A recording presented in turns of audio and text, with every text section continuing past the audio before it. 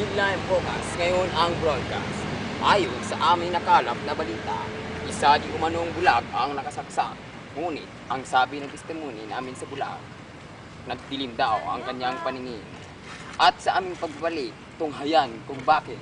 At sabi ng isang buntis na isa daw siyang nasaksak. Ngunit, sabi niya, ang bata ay nakailag. Kaya ngayon, conscious na ang lagay ng isang sanggol. At isa pa ang nagbabagang balita, isang baklang ni Ray, tuwang-tuwa, ngunit di nakayanan kaya namatay.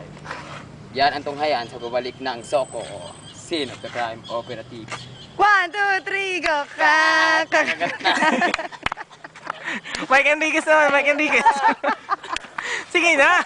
Oh, Mike Enriquez! Mike Enriquez, dahil na. Yung bad, ano yun, parang mga kapuso, walang huso. Teka, Hindi naman kayo tatantanan mga kapuso. Ayon sa aming nakalap na ebidensya, headline bukas, ngayon ang broadcast.